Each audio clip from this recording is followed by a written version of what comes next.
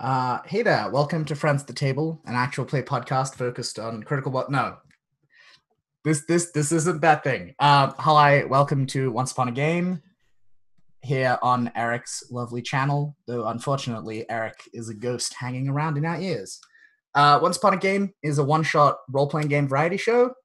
We play short, one-shot prepless games to show off how much fun it can be to play role-playing games with your friends or even people that you don't know and have randomly met because of Eric on the internet.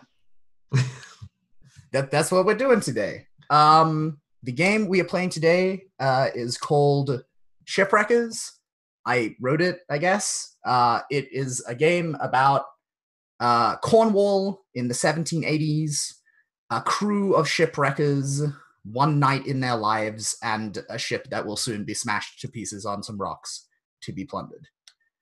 So we're going to just go around and introduce everyone. My name is Luke. My pronouns are they, them. You can find me on Twitter at Wildwoods Games. By day, I am a professional GM for children. By night, I do Twitch appearance stuff, and also I am a game designer. Tyler, tell us about yourself. Hi, I'm Tyler. My pronouns are he, him. I don't have any cool credentials. I just like playing games, and I like watching games. It's been about 6 months since I played a game, and Eric said that was too long, so I should probably play games again. So here I am. Sean. Hi, I'm Sean, aka Hyena Spots with a Z. You can find me on Twitter there as well. And yeah, I'm sort of a semi-professional Twitch guest at this point. Thanks for having me. Yeah, so that's me. We'll pass it off to Golden H. Hey guys, I'm Golden H. You can use he, him for me. I stream a lot of role-playing games on the internet. Right now I'm doing Burning Wheel on Thursday nights. Kind of have a mouse guard crossover going on. And like a Harvest Valley kind of thing. Stardew Valley kind of thing. So it's pretty cool. Sundays we're doing GURPS. We just created our world in Microscope. But we're gonna play Made this week as a one shot. So yeah, I do all kinds of role playing game stuff. Yeah, I gotta say, you say GURPS, and I just flashback to the mid 2000s. I know. I'm eagerly awaiting GURPS 6th edition, which will be 100 pages long. Yeah. Oh, there you wow. Go. All right, I'm joking, by the way. Oh, oh. So before we there's get started, a GURPS Lite though. Before we get started, I just want to go over some stuff about safety first and foremost, because that is our priority. We are people coming together, taking time out of our weeks to play role-playing games with other human people who we presumably like to some extent, or we wouldn't be doing this. And so we have a responsibility to one another as people more than we have a responsibility to any game. So that comes first. The way we make sure that we are safe is through vigilance and communication. Make sure that everyone's being heard while we play. If someone feels low energy or seems distracted, check in on them. If someone hasn't talked in a while, try and shift the spotlight their way. Also, I know not everyone is comfortable expressing themselves in groups, especially on camera. So, if you need to express yourself through Zoom chat or whatever, that is also legit to do so. If those people management tools aren't working and you are feeling uncomfortable with a piece of content in the game, we use a method called the X card. So just flag it by making an X with your arms, or just holding your hand up in front of the screen so we'll very visibly see it, or saying X card. And that means we stop, and the thing that just happened in the game is rewinded. It didn't happen, and we just move on. You're not going to be asked to justify it. The only question you may be asked is to specify exactly what the thing was, so that we can avoid that in future. We're all smart, creative, funny people. I trust us to find a way around it and narrate a different alternate cool thing. We trust people when they say they are in distress or uncomfortable, but we don't question their need to X card. Is everyone okay with that? Sure. Cool. All right. Definitely. Also, as well as being safe, we are also here to have fun. It's okay if we fuck up. Whoops, I swore on stream. It's fine. Okay. You're a bad person. I know, I'm terrible. I'm corrupting the children. Safety annihilated. Professional. Yeah. It's okay if we mess up. It's okay if we like stuff up rules here and there. We're gonna do our best, but play is messy. Human brains are sieves. That's okay. That's how human brains work. In terms of just like a couple of tips that Eric has that I think are very good tips for like good play, be obvious.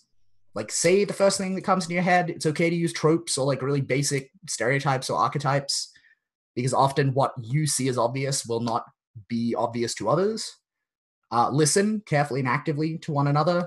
This is like a collaborative process. We build stories together rather than writing novels, because in groups we build things that are better if we work together. And try and reincorporate other people's ideas into the game. Say yes and, say no but, build on other people's ideas, and like surrender the idea that you control the ideas you introduce. Once they're in the public shared dream space, they're gonna change, and that's all right. And we should embrace that feeling and lean into it. Yeah, I think that's all the preamble out of the way. Who wants to play a fucking role-playing game? Yay! Yeah. All right, cool. Fuck yeah, let's do it. All right, so I'm gonna drag everyone over. Oh, I haven't done this on stream before with the Roll20. Give me a minute. Let's see if this works. Oh no, my Roll20s. Aha! Did it work? Yeah, Yes. I see it. Chat. Did it work? Can we see the thing? Or Chat, it failed in an acceptable way. Good job, everyone. We did it. So let's talk about this game. So this is a role-playing game about one night and one wreck in the lives of a crew of shipwreckers working on the Cornish coast in the late 1700s. It is a game for 3 to 6 players, one master of ceremonies, that's me, and between 2 to 5 wreckers, and should take between 2 and 3 hours to play. Each of you has responsibility for describing your character, their actions, their equipment, their skills, their thoughts, their feelings, all that good role-playing game stuff. I have responsibility for the world of late 18th century Cornwall. Its weather, its sea, its landscape, its people, the wild magic that haunts the coast, all that stuff. We all share together responsibility for the tone and mood of the game, and also for setting and carrying through on stakes as part of action resolution when we get to that step. But before there's any actions that need to be resolved, let's talk about the crew of shipwreckers that you guys are part of. So, in poverty-stricken Cornwall, there are many reasons one might turn to wrecking as a trade. What drives your crew? And you're going to choose one. So talk among yourselves and figure out which one you like. And That's from this list. We can't be. Yeah, we can't be cursed. Nope. Political sentiment. What? How does that relate to what political sentiment exactly? Yeah. So Cornwall is. Don't quote me on this in your history essays, kids. But like the enfoldment of Cornwall into England is relatively recent at this time, and so there is some degree of like, we're Cornwall, fuck you, the British government and crown kind of sentiment still kind of going on. Ooh. And so this is part of our cultural identity and not yours, and that just right. There were some wreckers who were like, actually, fuck the idea of paying taxes and fuck the idea of doing what the king says.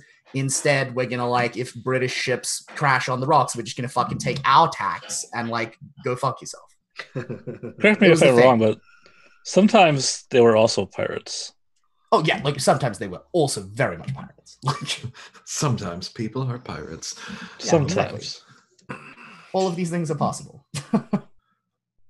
Does anyone have anything that sticks out to them? I mean, I do like that. I like politics. Yeah. Yeah, sure. Down with the government. Yeah. Screw England. All right, so we're like anarchist revolutions. Yeah, hell yeah. Yeah. Sure. All right, cool. Let's boom. There we go. I didn't vote for this king. No, you didn't. That is not how it works. What holds you together? And you can choose one or two here, kind of in combination. And the options are a loose agreement, bonds of blood, bonds of friendship, mutual reliance, need and desperation, past loyalty, shared faith, or shared history.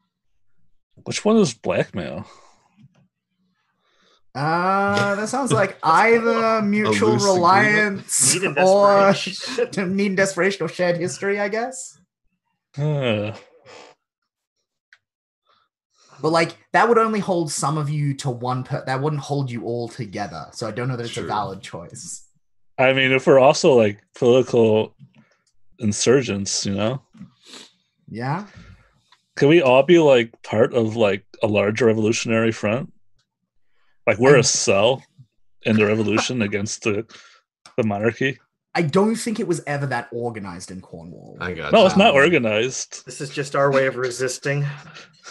Yeah, like it was there was never any like widespread like, yes, we are the Cornish Independence Front. It was just like random people being like, actually no, fuck the king. Yeah, we don't have a plan. It's just like fuck the king. You know, Yeah, it's like- exactly. We just like, yeah, we really hate that guy.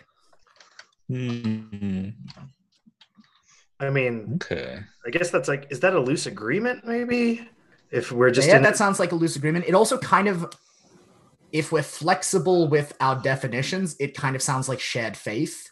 yeah, It's just Sure. not like religious faith. It's like faith in Cornish right. And our churches heritage on and Thursday, independence. you know, Yeah. we have a beer and we're like, fuck the king. Is Cornwall mostly some flavor of Christianity at this point, or are we? Yeah. Not necessarily. They're not necessarily very good at being Christian. But, Are we all Catholics instead of being Anglican? think it's God, I'm just blend. trying to. No, so in the 1780s, like, fucking very few people were Catholic because it was still illegal. Like, I mean, there actively. you go. Yeah, I mean, so maybe you guys are a small group of Catholics. That could be a thing. Well, I've got ideas for my character that are definitely not Christian, you know, or Okay. at least secretly not Sure. Christian. Yeah, But I mean, that's. And I mean, yeah. like the other thing is, yeah, in as much as people were Christian Right. in Cornwall, like everyone was also like syncretically pagan to a Right. strong extent, also at the same Sure. time, because fairies. I mean, fairies and ghosts and sea serpents and shit, right? Like it was Right. all Sounds like haunted a as loose fuck. agreement for us. Yeah, loose Yeah. agreement. We Sounds just like a loose agreement, and we we all don't just and hate no England. need to pick a second one. I think we're mostly like, well, we don't like the king. You know, our Yeah, lives we're are just like shit, a- and we're we're just like poor, and so why a don't we bunch just of people? raid Yeah, them? sometimes we're just like fuck the king, you know? Yeah, no, I'm into it. That's good. Absolutely. So it is up to you what kind of people make up your crew. I feel like we've already chosen that. The kind of people who are in this crew are like people who don't like the monarchy and don't like England. Good job, everyone. Yeah. How is it led? By You're all a me. bunch of like ragtag anarchists, and there is no Yeah, I mean, leadership we at don't have a all. leader, right? Yeah. Yeah, I think like we just kind of, you know, we do favors for each other, and we do stuff here and there. And when there's opportunity to wreck, like there's several of us who know one another who kind of split things up amicably, and sometimes we get into like arguments about it or petty squabbles, but for the most part, we're still alive and intact and have gotten through this. Yeah, all right. That sounds pretty good. Does your crew have a name? Tell you what, we can come back to this one. Yeah. Sure. Well, I'll give you guys a little bit longer to think. So we're going to create a local village or two and work out what the coast in between where the crew lives is like. Mm. So we're going to choose two of the village names from that list, which are all very good, authentic Cornish names that I found on Google Maps. Do we have a map or? We do not have a map. Okay. No. Only if you draw one. Yeah, I guess. Yeah, we could find some space. I'm sure somewhere. my drawing of Cornwall will probably resemble a penis, so I'm not going to draw Cornwall. Well, you just draw half a penis, and no one will know. I mean, you know, no more than like the actual country, the actual landmass of Cornwall. Right. Kind of Well, does. I'm not saying it's because I draw that way. It's because that's Yeah. what Cornwall looks like. Yeah, just a little. Yeah. So is there a name of a village that anyone particularly likes? I like Hollywell. I also like Hollywell, so yeah, Well, all right, I'm cool. on that. Let's lock that one in. That is there the a only one I had. Is there a second village that nearby that you'll kind of hang out at sometimes? Cadgwith sounds Yeah. kind of cool. Cadgwith. Are we on board with that, Golden? Sure. Yep. Cool. And yeah, let's like imagine these villages a little bit, right? Like, Yeah. I'm picturing Hollywell just because I like this is like there's a church there, like it's maybe like the kind of a bit of an Anglican like center. Yeah. But there's also some like old ancient like well in the ground that was involved in like weird pagan like wishing fairy nonsense. Mhm. Yeah. And then I have no ideas about Cadgwith. Someone else come up with something. Well, that's the other village that sucks. Is there like a castle there? Ooh. Yeah, right. Like, or some sort of like menacing like structure. one of like the Cornish noble families like lives there. A maybe? keep? Just a keep, or is it a castle? Keep? Yeah, that'd be cool. Everyone on board? Yeah, that's cool. I like that. Yeah, Cadgwith has a castle. Yeah, I'm gonna just write that down. It's good. It's good information. Anglican magic well. I'm becoming increasingly worried about the people who are writing their essays based on this. Yeah, I know, right? Oh boy. Kids from work, I told you not to write your essays based on the game. Come on. And then what does the coast like in between them where you guys live look like? Is it like, do you guys live like right near a cove? Do you live are both of these like port villages and then you live on the cliffs in between? What's the situation there? I think we live like near a cove. Like, I mean, if anyone has any other ideas, but I just like imagine this gorgeous, like green, rocky landscape that, is often obscured by miserable storms. I think Cornwall. Cornwall, basically. I like that. But it's I think there's like a cove nearby and like some tall, menacing cliffs. How about some like a field and some standing stones? Oh, I like that. Yeah. All right, cool. Sure. Yeah, so there's like a cove. There's some standing stones. Awesome. It's good stuff. Good stuff. So in a landscape as unforgiving as the Cornish coast, people are forced to know each other. When grudges last generations and paying your debts is a matter of pride, it is vital to know your neighbors. Who can be trusted, who has loose lips, who owes you help, and who will do you mischief if they can. So we're going to mark two good contacts, two people who like help you all out as a crew, and one person who not so much. I like the idea of having a fence. Oh, a fence, yeah. I have an idea for a bad reputation or bad contact. Okay. I like this Karen talk, an elderly scavenger at the very top. I'm thinking maybe he's done this same thing for a while. He's scavenged shipwrecks, and one would think that like an elderly like person would be maybe more opposed to like the new English thing going on, but he's too old to go scavenging anymore, and he feels like this like transition into English stuff is more beneficial to the community, so he's kind of like opposed and maybe like a little bit of a tattletale. Ooh. Yeah, it's got like opportunities for his like grandchildren or something. Right, yeah, he can't provide so much anymore, and yeah, are we all on board with that? Yeah. Sure. Oh. I hate when this happens. Roll 20. Why are these tools so hard to use? Oh, vector drawing. Red. Fixed it. I got this. All right. And then who did we want our good contacts to be? Someone was saying Talon, the fence. Yeah, I think we should have a fence. I mean, that sounds like a useful thing to have. Any other ones look good. I kind of like Jowan, a village priest. Yeah. Yeah. I don't know why. I mean, maybe like despite our differences, somehow we get along with. I mean, or is he like maybe not quite as Anglican as that is also a possibility. Right? Like, yeah. Are we happy to nail down the priest? Yeah, I don't have an opinion on that, so I think that's cool. Yeah, I mean, I Sure. normally wouldn't have picked the priest, so I think it's cool to do that because that's not something I would normally do. Yep. Give me just a moment as I fill this in. All right, and while I do that, you'll have one last choice to make. So Cornwall is an ancient place where superstition rules and spirits sometimes walk among the living. I need you all to choose 2 hauntings that are local to where your crew lives.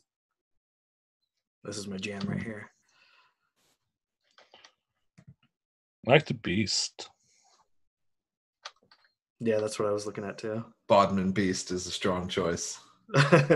All right, so Bodmin Beast.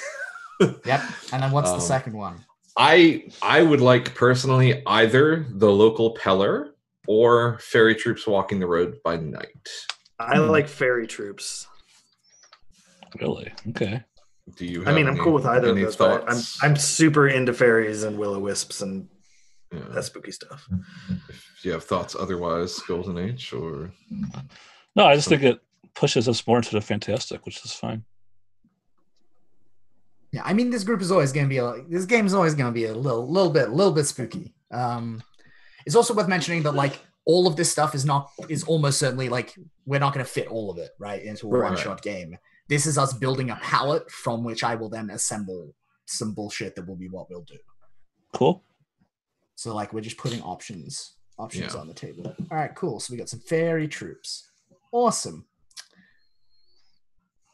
So now that we have crew,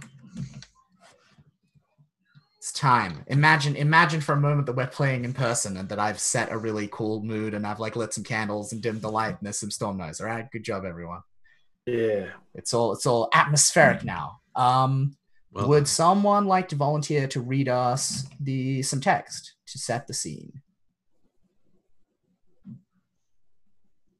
Anyone? I'll Sure. volunteer. You can volunteer. Yep. All right, Sean. If you could read from the first column, from Sure. Cornwall up the top, down to the little asterisky things. Yep. Cornwall.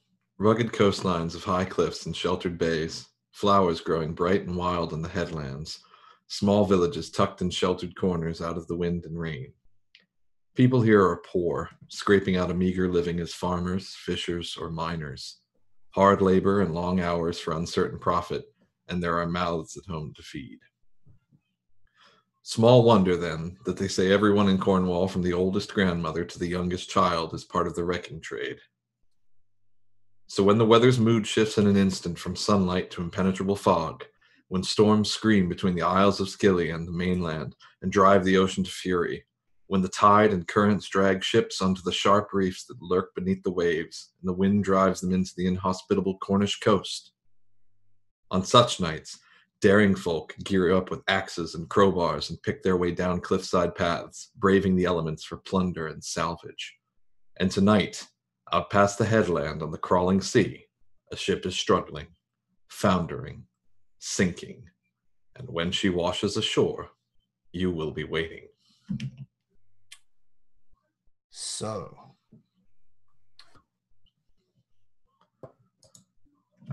I think we come in on a shot of the crew, and at this point, like it's just the crew. I think the shot is kind of like quite murky. It's like lit only by like a dull kind of like fire that's just down to embers in the corner. So all we can see is kind of like silhouettes.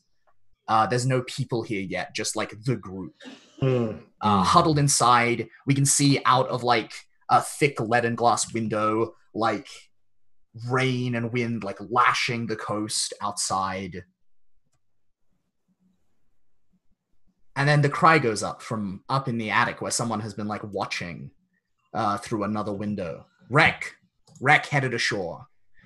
I think this is probably, given the context of our group, I feel like this is like the drinking house where you all go to like grouse about the king. Right. Sure. Yeah, That's right? exactly like what I was thinking. Yeah, that's what I was thinking too. Yeah, in fact, like this is probably, I don't think it's like a pub, right? Like it's someone's house, and like someone in their family like brews ale, and so you'll like treat it a little bit as an informal drinking house a bunch of the time. I like it. I like that. Yeah, and so I think inside things are like we get like a hurry of like excitement and activity. I think we get some super intense like quick shots of like people's hands pulling like axes and crowbars down from the wall, and of like coats being like tucked up tight around people, and like scarves being like tucked into clothing, and hats being kind of pulled down low. So is it all pretty much like wool and leather clothing wise? Yeah, exactly, right? Definitely. And then the door opens, and it like opens just a little bit. It opens out, and then it like gets tugged the rest of the way by the wind and like slams into the side of the house. And outside, it's just, like rain streaking down at an angle, the wind like screaming and howling, and like the rumble of thunder and like a flash of lightning in the distance.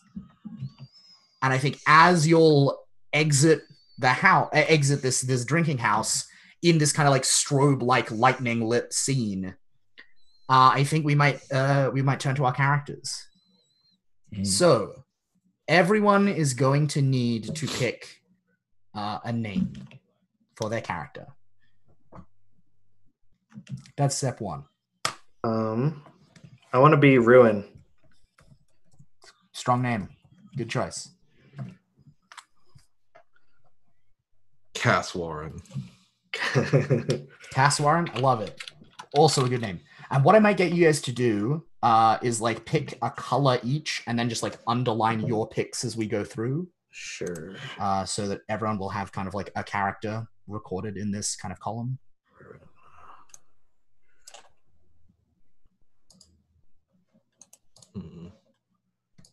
I'll be green.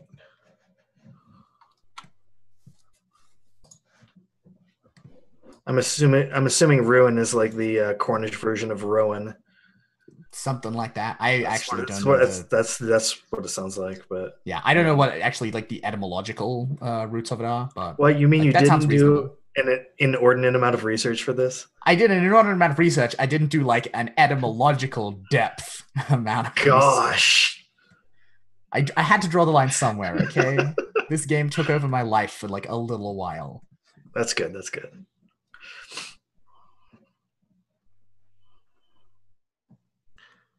Triggereth.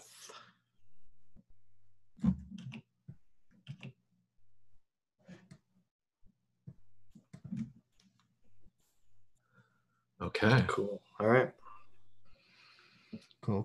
All right. So next, choose their skills and virtues, and you're going to pick 3. And chat, the options are born lucky, broad-backed, cautious and careful, drives a hard bargain, experienced wrecker, familiar with ships, former smuggler, good with their hands, ruthless, second sight, sharp-eyed, skilled swimmer, tough as nails, weatherproof, and well-liked.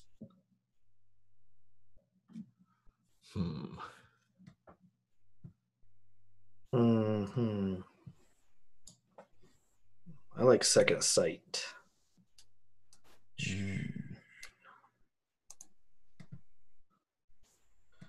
Do we each pick 3, or you each get 3, and you are 100% allowed to overlap if that is a thing that you would like. Yeah.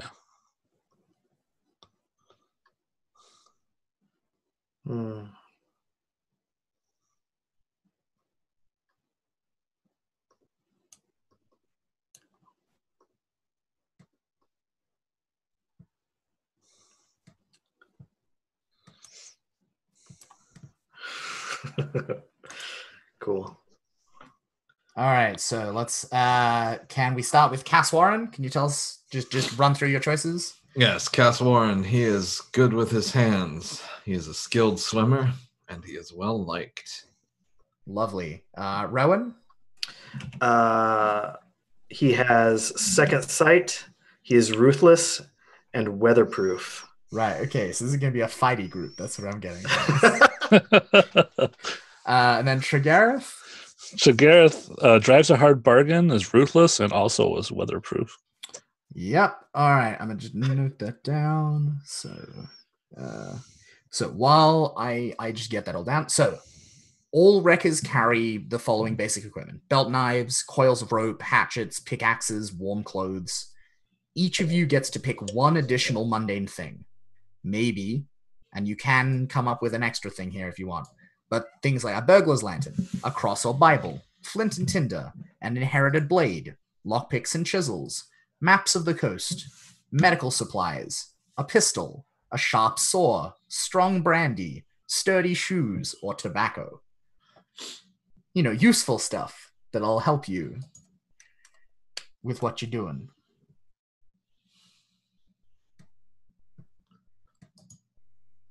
I'm carrying a sharp saw. I think I'm Great. a carpenter. Okay, I was like, are we talking like a surgeon's like saw for like chopping people's legs off? But no, okay, it's for ships. That's very reassuring. I mean, you know, depending on what happens. Well, yeah, it's a little bit of column A, a little bit of column B. You know, it's fine. Ruin? I think I'm gonna take strong brandy. Yep, that sounds like a very helpful thing to take. You literally grab it off the table. Yeah, exactly. Yeah, we get a great shot of like someone's hand just like grabbing the last of the brandy. Nice. And then Golden? I'm going with sturdy shoes. Very Cool. good. So I will just point out to you, in the interest of being fair as the MC of this game. None of you have any actual weapons. None of you have picked any. I just want to make sure that we have belt knives, hatchets, and pickaxes. And you've got your fists. Yeah, all right, fuck it, let's do it. All I right, have shoes. how could that possibly go wrong? You're right. I'm just going to kick people. That's how it works. No, you're right. I mean, yeah, actually, no, you've got sturdy shoes. Somebody while we do this. Will, you're very right. You do have sturdy shoes. All right. So finally, on Cornwall's haunted shores, no one escapes being a little bit touched by the strange. So for each wrecker, you're going to choose and then create one of these. A talisman, like an object that you own, and then we're going to decide what does it look like and like what does it do. A knack, some like skill you have that's a little bit weird. Examples from previous games are one, someone like always had an uncanny knack for like finding things that were hidden. And then in another game, someone's footsteps always became weirdly silent and they were really good at sneaking when like malice was on their mind. So the knack has to be both like a thing that's identifiable and it has to be a bit uncanny somehow. Or you can have an accord with something supernatural. And then we pick what is your deal with and what are the terms. What do you get and what do they give you in return? So think about like which of those you are interested in having and then let me know and then we can start like negotiating about like what it looks like in specifics. I think Ruin has an accord with a fairy. Cool. What kind of a fairy? I think this is why he's got second sight. I think because you already got that, I think it gives you more than just that. Oh, okay. I think you were born with second sight. I think you got something better than that from the fairy. Better. I don't know what it is yet, but yeah. So was this with like a will-o-wisp? Was this with like one of like the trooping kind of like ugly, mischievous, kind of like shorter, kind of grotesquely gambling fairies? Yeah. Was this with like some tall, impossibly graceful, like fairy noble? So, I mean, at this point in like Cornwall, like Christian stuff is happening, and like, you know, there's a good chance people were, you know, if you've made a pact with a fairy, they think you've made a deal with the devil. Yeah. So I think it is very much like, you know, I was at a crossroads at one night, and, you know, a man in black appeared. Right. And it's definitely probably the literal devil, but, you know, a fairy, because his family isn't as Christian and still kind of holds on to the old ways a little bit. Yeah, right. So it's in that weird middling space. Yeah. Cool. Unlike what? Okay, so we know who it was with. It was with the devil himself. Yep. Cool. Gonna write that down. The devil is in the game now. Awesome. I'm gonna make you fight him later. It's good. What did you promise the devil? Actually, tell you what. Tell you Yeah, what. I Let's don't do that the know. other way around. You tell me what you want, and I'll tell you what your side of the bargain is. Oh gosh, I don't know what a good.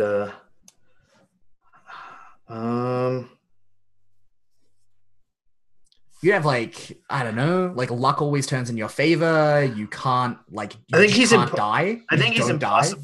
You think he's impossibly charismatic? Yeah, right. Like you can just Ooh. like people just you just lie to people and Yeah, they yeah, just believe yeah. you. Like, yeah. I can just lie. Yeah. Yeah, like yeah, impossible lies.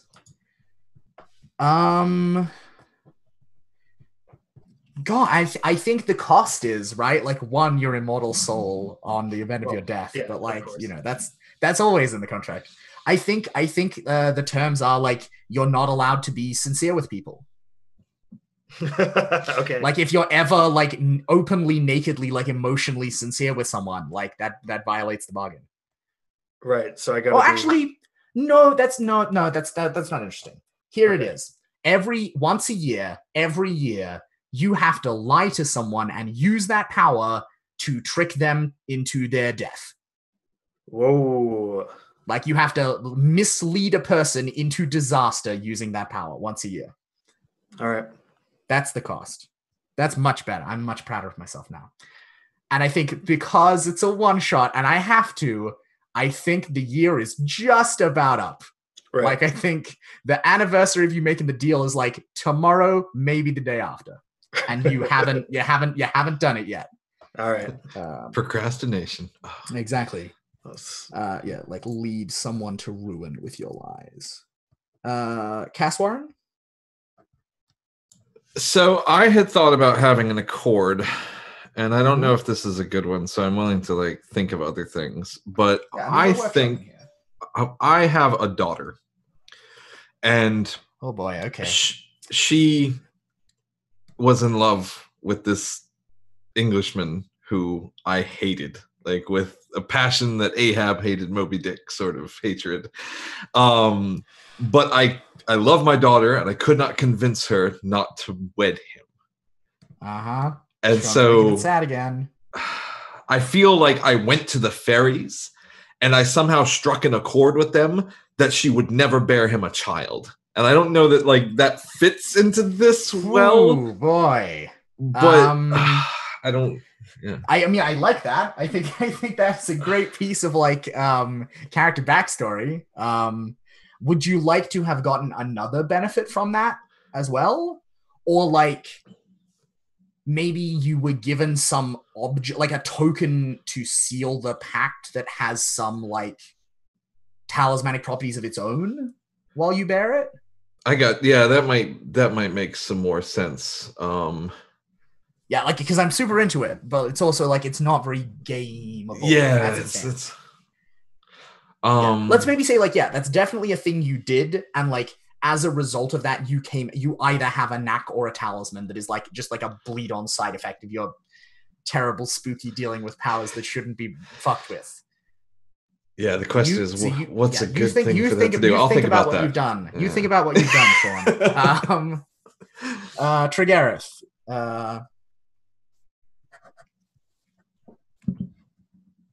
Golden, let's get you sorted.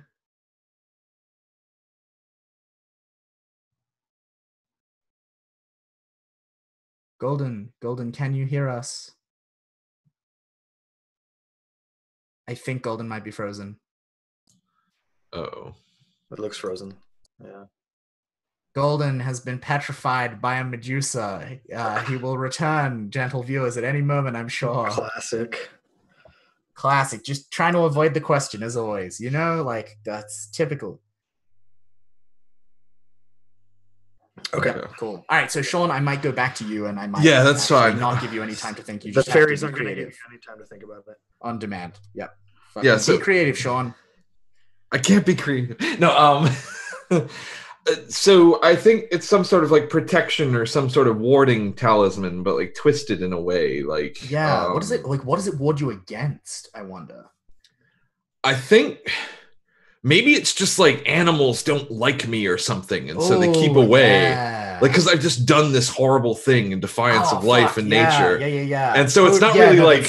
That's excellent. It's not really like this thing I got that's a benefit. It's not a talisman. Oh, it's not a sure, talisman. sure. It's a fucking knack. It's just like, your knack is that like animals fucking hate you and they don't like to be near you. Yeah. That's great. I would just write that down. Knack. I'm a terrible person. Animals hate him. I think my character is very perturbed by this, despite, being responsible for several deaths. Because he sinned against life. Yeah. At some point we should, if we were gonna like have more time, we could stretch and relax a little. I would totally dig into like what kind of fucking fairy you made that deal with, but let's keep that's fine. Yes. Will, welcome back. Sorry, I always seem to find a way to make Zoom crash. That's your knack right there. We've just found it. Actually, I want a talisman. I want to have a chainmail glove with rusty iron hooks on it. Ugh. And what does it do? Yeah, that's gross. I mean, I can think of a lot of things you can do with a glove with hooks on it.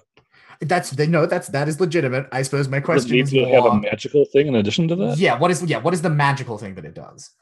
Above and beyond all of the usual functions of a rusty iron glove with hooks on it.